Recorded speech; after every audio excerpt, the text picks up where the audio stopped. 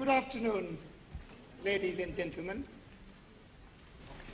4 years ago, myself and many fellow activists sat in solitary confinement in Maldives prison cells. We sat in those jails not because we had committed any wrong. We sat in those cells because we had deliberately broken the unjust laws of the dictatorship. We had spoken out for a cause in which we believed. That cause was freedom and democracy. There were times sitting in that prison when I felt more alone than you can imagine. There were times when I started to believe the doubters, who said the Maldives would never become free. Sometimes it felt like the doubters were right. The dictatorship had all the guns, bombs, and the tanks. We had no weapons other than the power of our word and the moral clarity of our cause. Many democracy activists like us had vanished, forgotten by history, their struggle a failure. But in spite of the odds, we refused to give up hope. We refused to listen to the voice of doubt and discouragement. We refused to be swayed by those who could not see the change was on the way. And we were right to stand up for what we believed. We won our battle for democracy in the Maldives. I stand before you today as the first democratically elected president in the history of our country.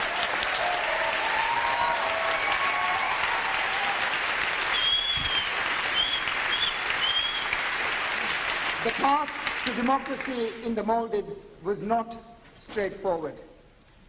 It was bumpy and full of turns.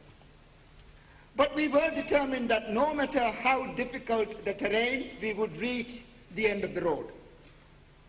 And we succeeded in our course.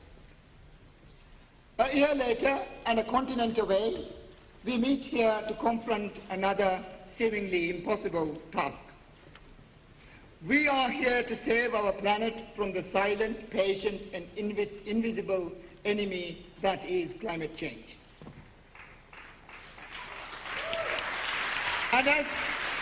And just as there were doubters in the Maldives, so there are doubters in Copenhagen. There are those who tell us that solving climate change is impossible. There are those who tell us taking radical action is too difficult. There are those who tell us to give up hope. Well, I am here to tell you that we refuse to give up hope.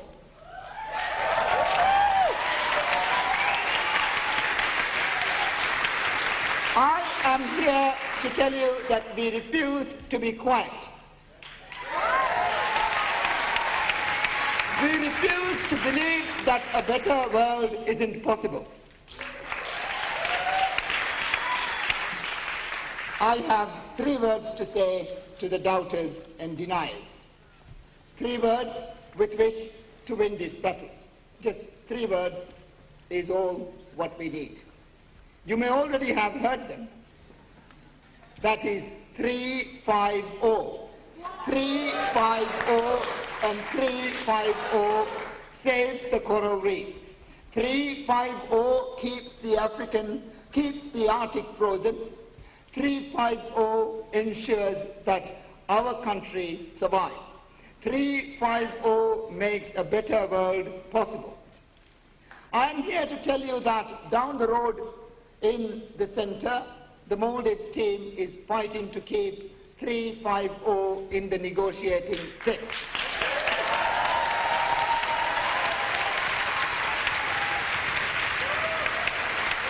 I must tell you that they need all the help that they can get from you. Please keep supporting them. And the good news is that we are now part of a growing bloc of nations. all committed to keeping 350 as the central guiding goal of global survival plan. These nations need help and support too. I'm not a scientist, but I know that one of the laws of physics is that you cannot negotiate with the laws of physics. 350 is a law of atmospheric physics. You cannot cut a deal with Mother Nature, and we don't intend to try doing that. This is why, in March, the Maldives announced plans to become the first carbon-neutral country in the world.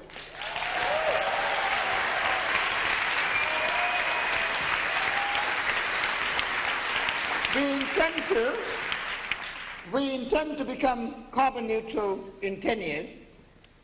We will switch from oil to 100% renewable energy.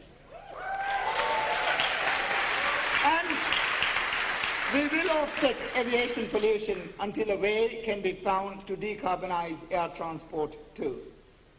For us, going carbon neutral is not just the right thing to do. We believe it is in our economic self-interest. Countries that have the foresight to green their economies today will be the winners of this century. These pioneering countries will free themselves from the unpredictable price of foreign oil. They will capitalize on the new green economy of the future, and they will enhance their moral standing, giving them greater political influence on the world stage. In the Maldives, we have relinquished our claim to high carbon growth. After all, it is not carbon that we want, but development. It is not coal we want, but electricity. It is not oil we want, but transport. Low carbon technologies now exist to deliver all the goods and services we need. Let us make the goal of using them. Let us make the goal of reaching that all-important number 350. We believe that if the Maldives can become carbon neutral, richer, larger countries can follow. But if there is one thing I know about politicians, it's that they won't act until their electorates act first. This is where you come in. History shows us that the power of peaceful protest, from civil rights movement to Gandhi's Quit India campaign, nonviolent protest created change. Protest worked in struggle for democracy in the Maldives. And on 24th October, we saw how protests across the world put 350 firmly on Copenhagen agenda. My message to you is continue the protest. Continue after Copenhagen. Continue despite the odds. And eventually, together, we will reach that crucial number 350.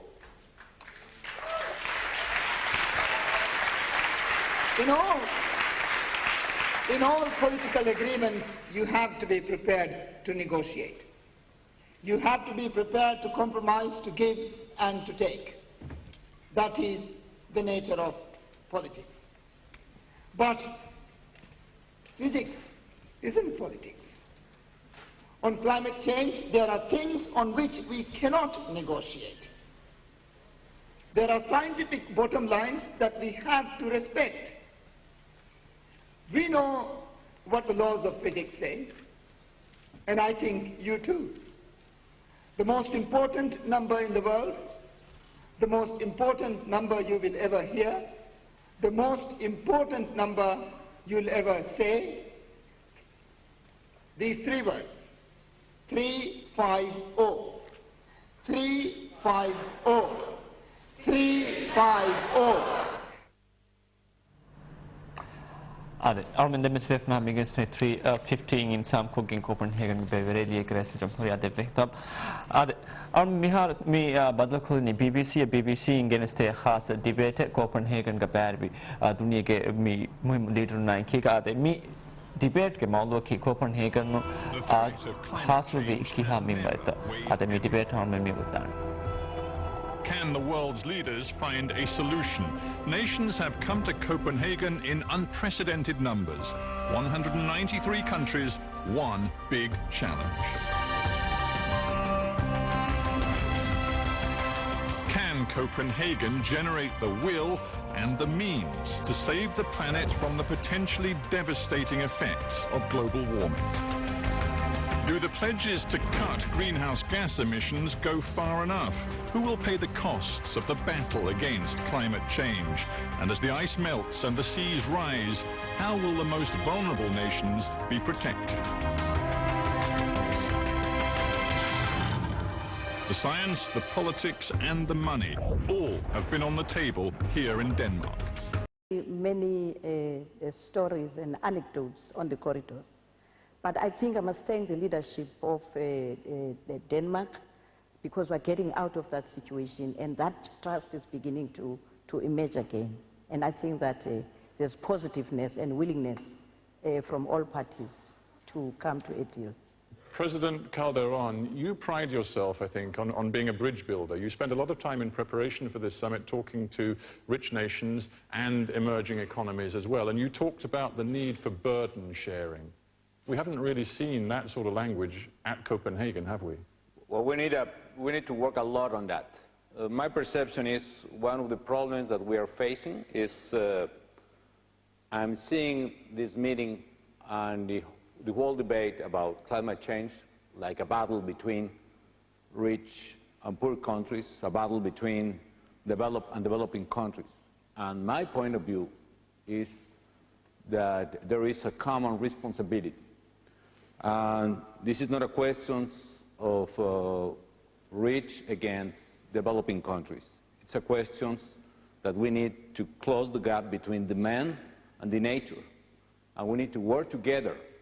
We, as developing countries, know what are the necessities of the poorest countries. The half of the population, Mexican population, live in the poorest.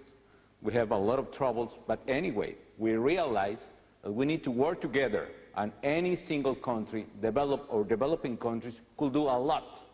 And we need to work on the track of common but differentiated responsibilities. It's not a task only for developed countries, it's a common task for everyone. That's the phrase that we heard so much in the run-up to Copenhagen, common but differentiated responsibilities. But again, bringing it down to the nitty-gritty of the last 2 weeks, Prime Minister Reinfeldt, you speak obviously not just for Sweden, but for the European Union as well. And what we have heard from many delegates from poorer emerging economy countries is that they believe the European Union, perhaps in the face of Denmark, the host here, and also the United States, have tried to rig the process here at Copenhagen to achieve a result which suits them, but doesn't necessarily suit many of the poorer countries here. How do you react to that? Well, first of all, I agree we're all Maldivians in the sense that we are all affected by climate change and that we have global emissions that has changed in the latest years. We have a change in the origin of emissions. It's pushing from the developed countries also into some of the developing countries. I'm not saying the large amount of the developing countries, but a group, 5 or 6 of them, are definitely today also major emitters. And what we are trying to say is that the Kyoto targets, the Kyoto process in itself, the answer we had, which was very good, only today stands, the countries with commitments in Kyoto only stands for 27% of the global emissions. So what we are trying to say is that we will take our part of the responsibility, but if we want a global response, we need to actually bring in all the emissions, or nearly all the emissions, and make reductions all over the world. Put that point directly then to our representatives from the emerging economies. Minister Sanjiko, the message there is it's too late to go back to the old Kyoto formula where all of the burden of cutting emissions, doing things, is borne by the rich countries. It's got to be wider than that next time around. I think my understanding of the word common within the principle of common but differentiated is about all of us taking responsibility in dealing with the effects of climate change. And the emerging economies, South Africa, Brazil, have clearly demonstrated that they are committed, but they are also doing something. Almost all of these countries announced their commitments to actions which were quite bold in terms of, or in relation to our capacities. So I agree with the Prime Minister, all of us are responsible, and indeed we have demonstrated clearly that there's something that we're doing, and if we were to get more resources, we would even be bolder in terms of the actions that we'll be taking. If I may, I'm sorry, even if the developed world becomes carbon neutral tomorrow, and if things go business as usual in developing countries, the Maldives will still not survive. By the end of 2050, we would have 650 parts per million of carbon concentration in the atmosphere, and we would have reached, I am told, 4 more degrees of heating of the universe. Now, we really have to understand, and we really have to agree that this is not just a developed country issue, it's a developed and a developing country issue. It has to be both sides. So it's time, in your view, to take countries like China, and indeed India, and indeed South Africa, which has a per capita very heavy polluting emissions record, time to take those countries and say they too have to commit to ceilings on their emissions. They have to give verifiable, transparent commitments, yes? No, very true. And also, I mean, China needs to do this. And perhaps Mexico as well, President Calderon. All developing. We are working a lot on that, and we were the first developing country that established a unilateral, unconditioned commitment to reduce our emissions, even in the short term, 50 tons. The point is not just intensity. You're prepared to pledge now to real cuts. Yes, actually, we established a commitment in order to reduce 50 million tons by the year 2012, and to reduce 30% by 2020. That is hugely significant. If you keep your promise, that is very significant. There aren't many developing countries prepared to quite go as far as you do. But I just wonder, Prime Minister Rudd, does that not put you to shame when Mexico, clearly a much poorer country... We are going carbon neutral. Yeah, you are. We are going carbon neutral, and we will be 100% free of fossil fuel within 10 years if the Maldives, can do that. With respect, President Nasheed, you are, in terms of population, a very small country. But still, and it is a darn sight easier. In revenue, it's the same equation. Well, all right, then I'll take Maldives and I'll take Mexico together, and I'll put both of your examples to Australia. And maybe the shame factor has just been ratcheted up, Prime Minister Rudd. You know, why am I unsurprised by the question from the BBC? Let me just put it in these terms. When it comes to Kyoto obligations, and I take the earlier comment by the Swedish Prime Minister, since the election of the current Australian government, we ratified Kyoto, having been outside the framework, like the United States, for years and years and years. It was the first action of the current Australian government. Since then, what we are committed to, as far as further reductions in emissions are concerned, are broadly consistent with what our friends in Europe are putting on the table. And we will act in a manner which is consistent with the rest of the world. But can I just make this point more broadly? And I agree entirely with my colleague from South Africa. We have seen strong actions from developing countries, and I think many of them have been highly significant. But it is actually time, as a community of nations, we fashioned a grand bargain between past responsibility and future responsibility. It is time we actually put this debate behind us and realise that the common destiny of the planet requires us all to act. And our friend from South Africa is absolutely right. Where the developed world has been slow to rise to the challenge is to assist our colleagues in the developing world deal with the exceptionally challenging task of adaptation, the exceptionally challenging task of mitigation, and that is why climate change finance is an essential part of the overall agreement we are working on at present. As long as what the Prime Minister has said is not going to put the developed countries on the same pedestal with the developing countries in terms of the responsibilities that need to be taken. We have overriding priority of eradicating poverty, socio-economic development, and we need that carbon space to continue to develop so that we can be able to deal with these problems.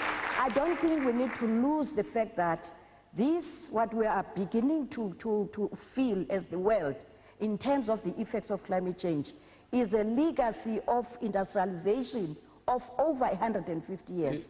We agree that from now onwards, all of us are responsible. We have to take responsibility, but we can't be put on the same level. And I think the debate I've just heard, the beginnings of between the two of you is fascinating. You know, it's a question of talking about justice and the past, but also being realistic about the future. And that leads me actually to a point which I must make, and it's, to use a cliche, it's about two elephants in this room, i.e., I want to just say to our audience that the United States and China were invited to send senior top representatives to this panel. Neither was able to do so for reasons which I'm sure they can explain, and I'll leave it to them to do so. But they are not here. And I want to just stick with the idea of China for a moment, because you've all mentioned that realistically, whatever the issues in the past, China, the biggest emerging economy, is going to be responsible, I think, for something like 50% of all growth in emissions over the next 20 years. As it happens, we don't have an official Chinese representative, but what we do have is Changhua Wu. She is a member of the Climate Group campaign organization in Beijing. She knows as much as anybody about China's position on climate change. She's steeped in this. And Changhua Wu, I'm going to ask you, if you would, to stand up and give me your perspective on how China reacts to this point that Kevin Rudd made. It isn't just about justice for the past, it's also being realistic about the future. First of all, I do not represent the Chinese government, as Stephen said. I might not sound like one sometimes. I try my best to be objective. The President of the Maldives and many others want to see 40% cuts. Are you prepared to go much further than you've said thus far? Because if you don't, the science says we have a fundamental problem. The reason we've pitched the upper range of our targets at 25% reduction against 1990 levels is because it's consistent with 450 parts per million. It's consistent with, therefore, having that prospect of keeping temperature increases within 2 degrees centigrade. That is what the IPCC science says. And you reject out of hand the emerging economies, Africans, who say we've got to go for 1.5 degrees or else many people in the poorest, most vulnerable parts of the world are going to die. Well, now you ask me a different question. Well, but they're linked, because you're saying, I believe we've made an offer which can be part of getting the temperature down to below 2 degrees. I'm saying, is that really enough? Shouldn't you be more ambitious? What I'm saying is that in approaching these negotiations, we've been informed by the IPCC scientists. They have outlined 450 parts per million, 2 degrees Celsius. That has shaped the negotiations up until now. And the commitments which we have on the table are consistent with that. To take the points that have just been made by others in the developing world, the truth is, I fully sympathise with the extraordinary challenges which our friends in China now have. There are hundreds of millions of Chinese who've never experienced liberation from poverty, never experienced the possibilities of development. I sympathise very much with the conversation in Chongqing, which says, I'm in poverty, what lies for the future for me? But the practical solution lies at 2 levels. One is, how do we effectively develop cost-effective, low-carbon possibilities for people in the poorest countries in the world to make a difference for their own lives and opportunities? But secondly, stand back and look at our collective global responsibilities. My friend from the Maldives said it before. If all developed countries became carbon neutral tomorrow at noon, bang, by mid-century, we would, purely by emissions growth out of the developing economies, rise to something in the order of 650 parts per million, and the temperature increase which comes from that is between 3.2 degrees centigrade and 4 degrees centigrade. And for our friend from the Maldives, as he said before, that is a very difficult environment for survival. It may be a death sentence, but without wishing to go back over that ground right now, I actually want to bring another distinguished member of our audience. We have here Kumi Naidu, who is the leader of Greenpeace, newly anointed leader of Greenpeace. Kumi Naidu, let me ask you this. Is it not time that you changed your rhetoric a little bit? After all, we've got the Australian government. The Australian government is making commitments now to cuts which are unprecedented in terms of Australia. We even have a US president who is promising to cut, what is it, about 18% of carbon emissions by 2020 from levels of 2005. It's a real cut, may not be what you want. Isn't it time for you campaigners to say that, to use a cliche, half a loaf is better than none? Well, we have to be informed here by the science. The science says we must, technology says we can, and right now our leaders have to say they will. Bottom line is we have not begun to turn the current situation into an opportunity. Basically, if we look at the potential there is to look at clean energy pathways, we have been dragging our feet in terms of pursuing renewable energies. We have not actually acted with the urgency that the situation calls for. So what we need now is not baby steps in the right direction, because if we do not go for the ambitious demands that we are making, as not just Greenpeace, but the Tick Tick Tick campaign and thousands of other groups, then bottom line is we'll be issuing a death warrant to people in poor countries, but also lower-lying states. I'm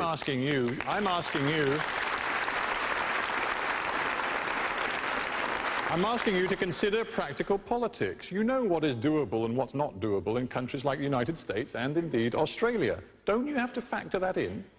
Well, it all comes down to political will. On money, for example... Well, it all comes down to what people in democracies in Australia and the United States are prepared to support. Well, I would argue that the people of all developed countries, not just developing countries, are way ahead of the politicians than the politicians actually generally...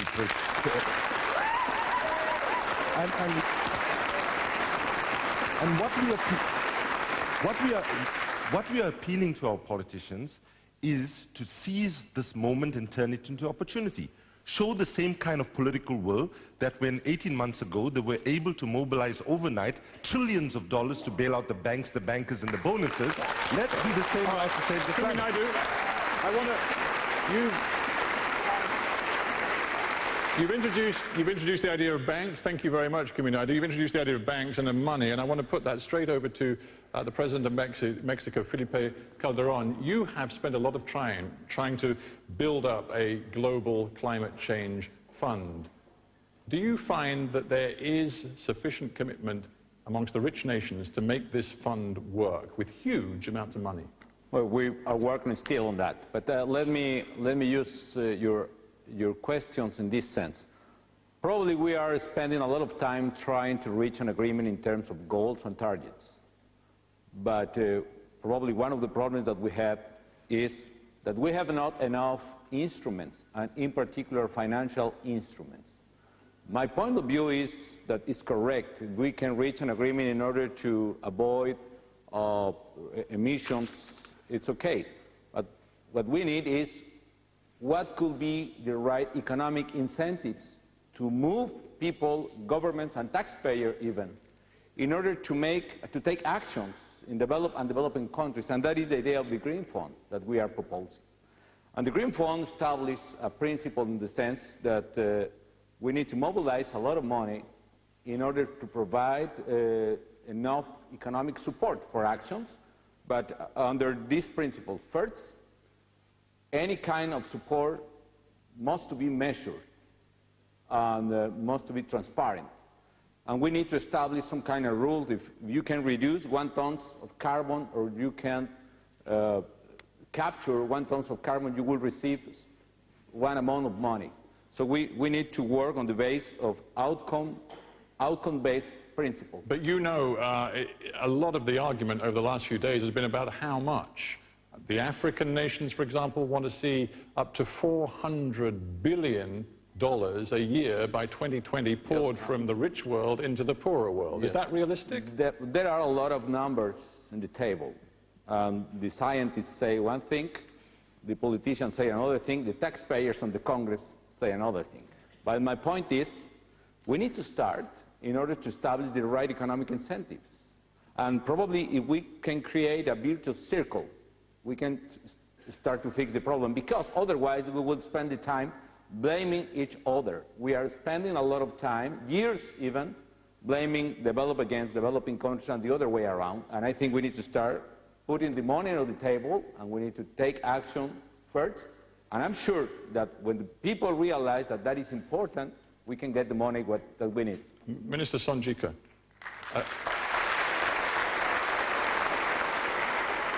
Do you like what you hear about money and how much might be forthcoming? Well, I commend Mexico for that initiative. It's a very noble initiative for a noble cause. However, socio-economic circumstances differ from one country to the other. If the contribution to the fund is voluntary and there are no obligations, I would support it 100%.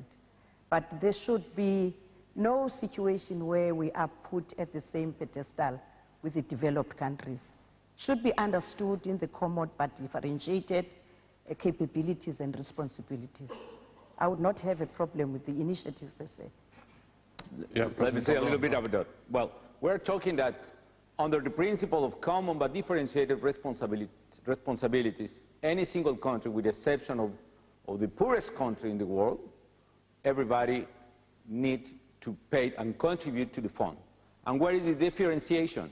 We are suggesting several variables. For instance, income per capita is not the same in a developed country than a developing country, the income per capita. Second, emissions per capita.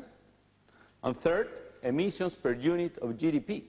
And we can aggregate another variable related to the historical responsibility. So to be clear about it, your fund would require South Africa to pay substantial amounts into it. How do you feel as an African nation about that? With other point, South Africa or Mexico or any developing country could put, let me say, $5 million, but we will get the right to withdraw more than 5, the double or triple, only on the outcome-based verification. President Nasheed, I want to bring you in. You sit in the Maldives. You would be one of the beneficiaries of the money for adaptation, no question, to try and save your islands. Do you believe the right amount of money is going to be made available?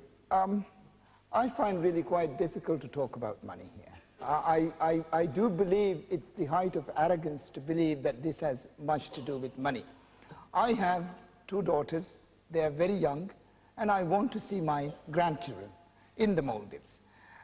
Yes, we do need the money. There's no doubt about that. The whole affair is very, very expensive. But if I can also touch upon, and the money, of course, should come from whoever who has it. And the historical argument follows that money is with the developed countries, and therefore they should be giving it to people who don't have it. I would like to point out, when President Kennedy decided that the Americans should go to the moon, they did not have the technology. But 7 years later, they landed on the moon. And we are now talking about, we are equating carbon emissions to development. This can still happen tomorrow. We have to have an agreement. We cannot be moving the goalpost to Mexico now, and then there'll be a COP 17 and 18 and a 19. If you have a look at WTO talks, how long they have been going on, we only have a window of 7 years. Nobody would want to follow the model of the WTO, I think it's fair to say so that. So we can't be going on and on and on. I understand the point. To add to my colleague's point, once you close this show, we're going straight back to the negotiating table. So hurry up and close it. Well, before we do close the show, I want to get the views of the audience. Let me ask you, who is leaving here, having heard this debate and having seen what's happening in the conference centre, who's leaving convinced that in the end, we as a species are capable of meeting the challenge of climate change? Who believes we can do it? Hands up, please. My God, that is a lot of hands. I would say there's a clear majority, but just to check, and this isn't scientific, who, having heard what we've explored here and seen in the conference centre, who thinks actually the political will is not there to do a deal that will stick? That's clearly a minority, but quite a number of you. Well, I'm not going to give any more detail because we're almost out of time. That wasn't scientific. Ladies and gentlemen, with that vote, we have to close our program here.